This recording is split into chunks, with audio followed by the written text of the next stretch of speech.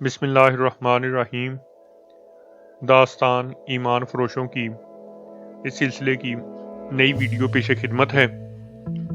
تمام سامعین سے گزارش ہے کہ ویڈیو کو لائک کریں، چینل کو سبسکرائب کریں اور بیل آئیکن کو پریس کر دیں۔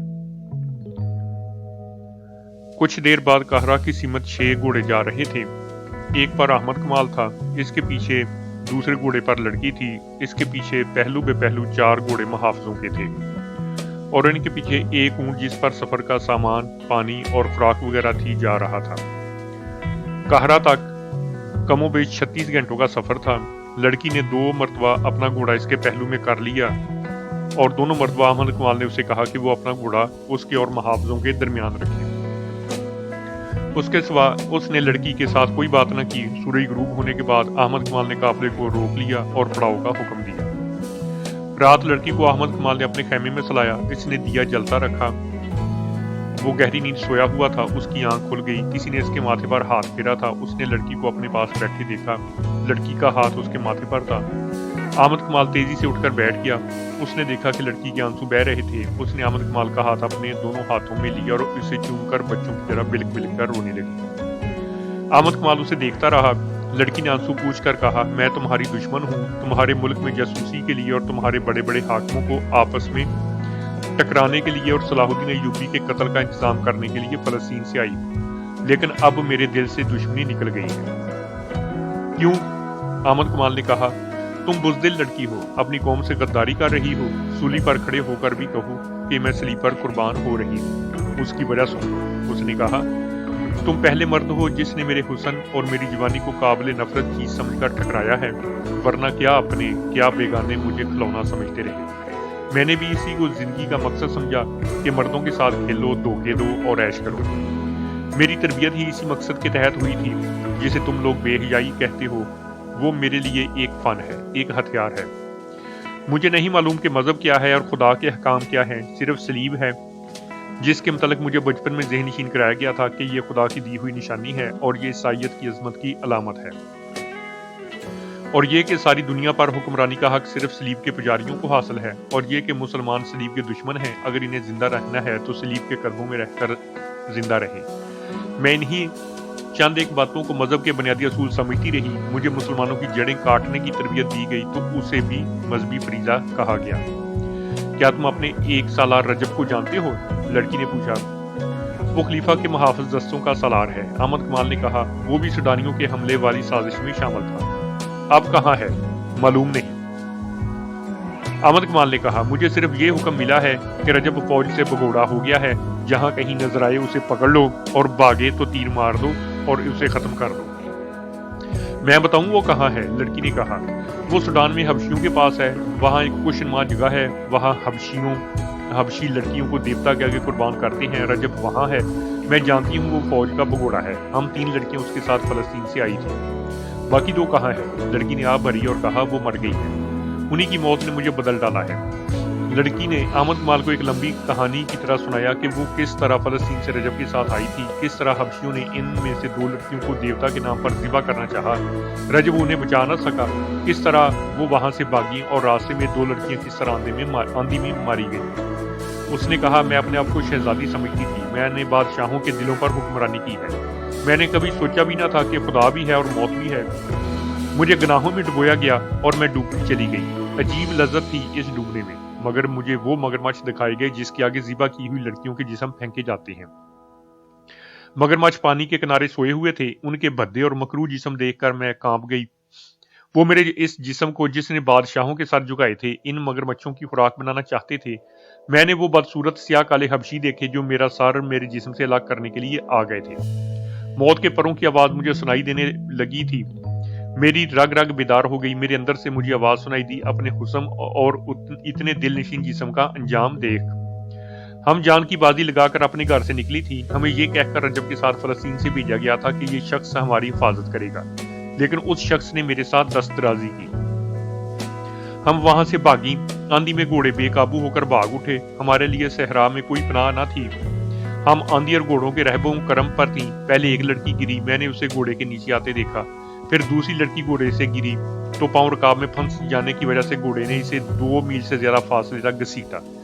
اس کی چیخیں میرا جگر چاک کر رہی تھیں. میں اب بھی اس کی چیخیں سن رہی ہوں. جب تک زندہ رہوں گی یہ چیخیں سنتی رہوں گی. پھر وہ لڑکی لاش بن گئی. میرا گھوڑا ساتھ ساتھ دوڑا آ رہا تھا مگر میرے قابو میں نہیں تھا. وہ لڑکی بھی اپنے گھوڑے کے پیچھے رہ گئی. میں اب اکیلی تھی. مجھے خدا نے ان 2 لڑکیوں کو مار کر بتا دیا تھا کہ میرا انجام کیا ہوگا. وہ مجھ سے بھی زیادہ خوبصورت اور شوق تھی. ان میں حسن کا غرور بھی تھا. انہوں نے بھی بادشاہوں کو انگلیوں پر نچایا تھا مگر ایسی بھیانک موت مری کہ کسی کو خبر تک نہ ہے. اب وہ ریت کی گمنام قبروں میں دفن ہو گئی ہے. میں اکیلی رہ گئی. آندھی کے زناٹے موت کے کہکے بن گئے. مجھے اپنے سر کے اوپر آگے پیچھے دائیں اور بائیں چڑیلیں بدروہیں بھوت اور موت کے کہکے سنائی دے رہے تھے. میں بدھو اور بیوقوف لڑکی نہیں ہوں. دماغ روشن ہے. میں نے جان لیا کہ خدا مجھے گناہوں کی سزا دے رہا ہے. ایسی ہیبتناک موت اور ایسی ہولناک آندھی وہ تم نے کب بھی دیکھی ہے. مجھے خدا یاد آ گیا. میں نے خدا کو بلند آواز سے پکارا. رو رو کر گناہوں سے توبہ کی اور معافی مانگی. پھر میں بے ہوش ہو گئی اور جب ہوش میں آئی تو تمہارے قبضے میں تھی. تمہاری گوری رنگت دیکھ کر میں خوش ہوئی کہ تم یورپی ہو اور میں فلسطین میں ہوں. اسی دھوکے میں نے اپنی زبان میں پوچھا تھا کہ کیا میں فلسطین میں ہوں. جب مجھے پتا چلا کہ میں مسلمانوں کے قبضے میں ہوں تو میرا دل بیٹھ گیا. میں آندھی سے بچ کر اپنے دشمن کے قبضے میں آ گئی. مسلمانوں کے متعلق مجھے بتایا گیا تھا کہ عورتوں کے ساتھ درندوں جیسا سلوک کرتے ہیں لیکن تم نے میرے ساتھ وہ سلوک کیا جس کی مجھے توقع نہیں تھی. تم نے سونا ٹھکرا دیا اور تم نے مجھے بھی ٹھکرا دیا. میں اس قدر خوفزدہ تھی کہ میں کہتی تھی کہ خواہ کوئی مل جائے مجھے پناہ دے دے اور مجھے سینے سے لگا لے. تمہارے متعلق مجھے ابھی تک یقین نہیں آیا تھا کہ تمہارا کردار پاک ہے. مجھے یہ توقع تھی کہ رات کو تم مجھے پریشان کرو گے. میں خواب میں بھی مگرمچھوں حبشیوں اور آندھی کی دہشت دیکھتی رہی.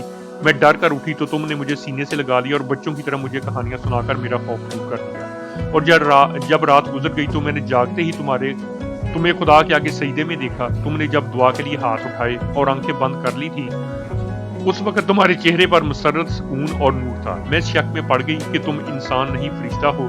کوئی انسان سونے اور مجھ جیسی لڑکی سے منہ نہیں موڑ سکتا. میں نے تمہارے چہرے پر جو سکون اور مسرت دیکھی تھی اس نے میرے آنسو نکال دیے.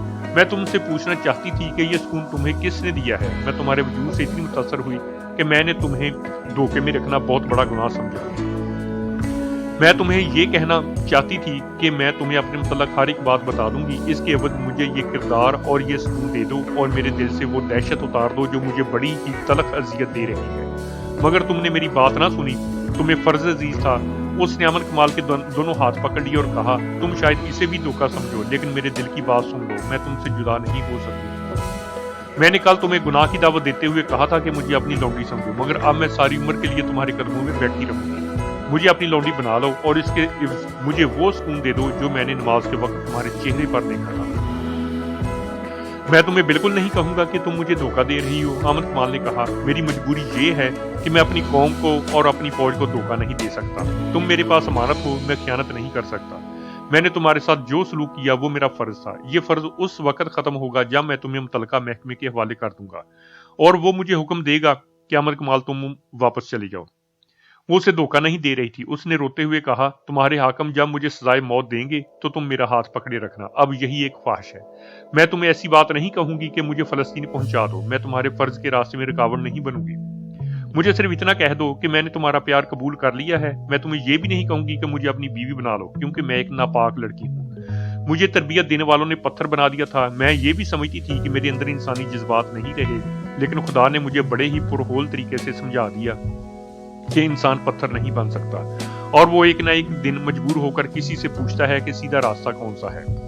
رات گزرتی جا رہی تھی اور وہ دونوں باتیں کر رہے تھے. احمد کمال نے اس سے پوچھا تم جیسی لڑکیوں کو ہمارے ملک میں بھیج کر ان سے کیا کام لیا جاتا ہے؟ بہت سے کام کرائے جاتے ہیں. لڑکی نے جواب دیا. بعض کو مسلمان عمرہ کے حرموں میں مسلمان کے روم میں داخل کر دیا جاتا ہے جہاں وہ تربیت کے مطابق عمرہ اور وزراء پر غالب آ جاتی ہیں.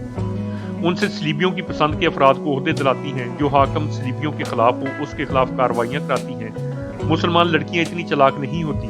انہیں خوبصورتی پر ناز ہوتا ہے. وہ حرموں کے لیے منتخب تو ہو جاتی ہیں لیکن عیسائی یا یہودی لڑکی انہیں بیکار کر کے اپنا غلام بنا لیتی ہے.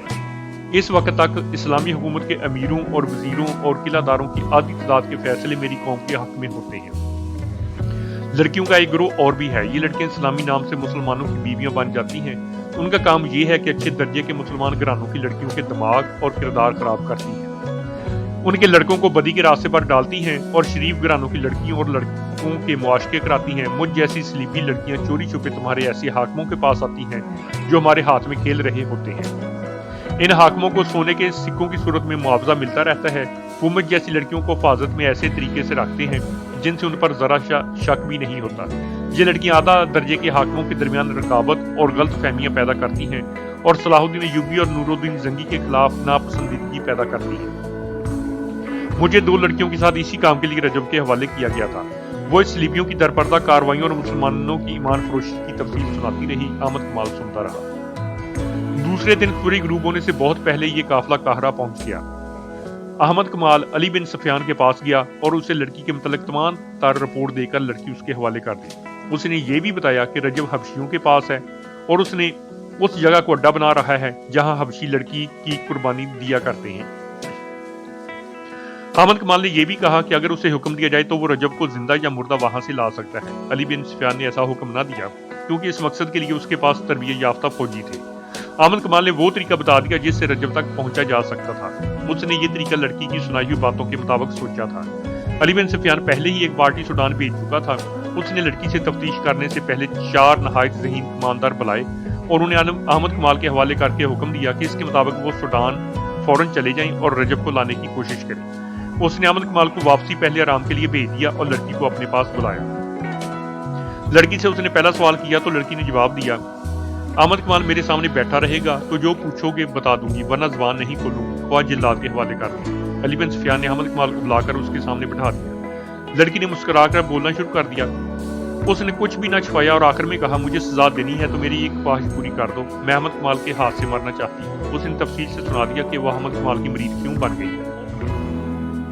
अली बिन सफियान ने लड़की को कैद में डालने की बजाय अहमद कमाल की तहवील में रहने दी और सुल्तान अय्यूबी के पास चला गया। उसे लड़की का सारा बयान सुनाया। उसने कहा, आपका मोतमद फैजुल फातमी हमारा दुश्मन है, लड़कियों को उसके पास आना था। सुल्तान अय्यूबी का फौरी रद्द-ए-अमल ये था, वो झूठ बकती है, तुम्हें गुमराह कर रही है, फैजुल फातमी ऐसा हाकम नहीं। अमीर मुहतरम, आप भूल गए हैं कि वो फातमी है। अली बिन सफियान ने कहा, आप शायद ये भी भूल गए हैं कि फातमी और फिदाइयों का गहरा रिश्ता है। ये लोग आपके वफादार हो ही नहीं सकते। सुल्तान अय्यूबी गहरी सोच में खो गया। वो गालिबन सोच रहा था कि किस पर भरोसा करे। कुछ देर बाद उसने कहा, अली, मैं तुम्हें ये इजाजत नहीं दूंगा कि फैजुल फातमी को गिरफ्तार कर लो। कोई ऐसी तरकीब करो कि वो जुर्म करता पकड़ा जाए। मैं उसे मौका पर पकड़ना चाहता हूँ और ये मौका पैदा करना तुम्हारा काम है। वो जंग जैसे अहमद शोबे का हाकम है। सल्तनत के जंगी राज उसके पास हैं। मुझे बहुत जल्दी ये सबूत चाहिए कि वो ऐसे घिनौने जुर्म का मुजरिम है या नहीं। अली बिन सफियान सुराग रसानी का माहर था। खुदा ने उसे दिमाग ही ऐसा दिया था। उसने एक तरकीब सोच ली और सुल्तान अय्यूबी से कहा, लड़की जिन मराहल से गुजरकर आई है उनकी दहशत ने इसका दिमाग मऊफ कर दिया है और वो अहमद कमाल के लिए जज्बाती हो गई है, क्योंकि इस शख्स ने उसे दहशत से बचाया और ऐसा सलूक किया है कि लड़की उसके बगैर बात ही नहीं करती। मुझे उम्मीद है कि मैं इसी लड़की को इस्तेमाल कर सकूंगा। कोशिश कर देखो, सुल्तान अय्यूबी ने कहा, लेकिन याद रखो, मैं वाज़ेह सबूत और शहादत के बगैर तुम्हें इजाजत नहीं दूंगा कि फैजुल फातमी को गिरफ्तार कर लो। मुझे अभी तक यकीन नहीं आ रहा कि वो भी दुश्मन के हाथों में खेल रहा है। अली बिन सफियान लड़की के पास गया और उसे अपना मुद्दा बताया। लड़की ने कहा, अहमद कमाल कहे तो मैं आग में भी कूद जाऊंगी। अहमद कमाल ने उसे कहा, जैसे ये कहते हैं वैसे कर दो, इनकी बात समझ लो। इसका मुझे क्या नाम मिलेगा? लड़की ने पूछा। तुम्हें पूरी हिफाजत से फलस्तीन के किला शोबक में पहुंचा दिया जाएगा, अली बिन सफियान ने कहा, और यहाँ तुम्हें पूरी इज्जत से रखा जाएगा। नहीं, लड़की ने कहा, यह नाम बहुत थोड़ा है, मुझे मुंह मांगा इनाम दो, मैं कबूल कर लूंगी और अहमद कमाल मेरे साथ शादी कर ले। अहमद कमाल ने साफ इनकार कर दिया। अली बिन सफियान उसे बाहर ले गया। अहमद कमाल ने कहा कि ये बेशक इस्लाम कबूल कर ले, मैं इसे फिर भी इस्लाम का दुश्मन समझूंगा। अली बिन सफियान ने उसे कहा, मुल्क और कौम की सलामती की खातर तुम्हें ये कुर्बानी देनी होगी। अहमद कमाल मान गया। उसने अंदर जाकर लड़की से कहा, मैं चूंकि तुम्हें अभी तक बेतबार लड़की समझ रहा हूँ इसलिए शादी से इनकार किया है। अगर तुम साबित कर दो कि तुम्हारे दिल में मेरे मजहब के लिए कुर्बानी का जज्बा है तो मैं तमाम उम्र तुम्हारा गुलाम रहूंगा। लड़की ने अली बिन सफियान से कहा, कहो मुझे क्या करना है, मैं भी देख लूंगी कि मुसलमान अपने वादे के कितने पक्के होते हैं। मेरी एक शर्त ये भी है कि अहमद कमाल मेरे साथ रहेगा। अली बिन सफियान ने उसकी ये भी शर्त मान ली और अपने एक अहलकार को बुलाकर अहमद कमाल और लड़की के लिए रहाइश के इंतजाम का हुक्म दे दिया। उसने दरवाजा बंद कर दिया और लड़की को अहमद कमाल की मौजूदगी में बताने लगा कि उसे क्या करना है। आज की वीडियो यहीं पर खत्म होती है। इंशाल्लाह जल्द ही नई वीडियो के साथ दोबारा हाजिर होंगे। अल्लाह हाफिज।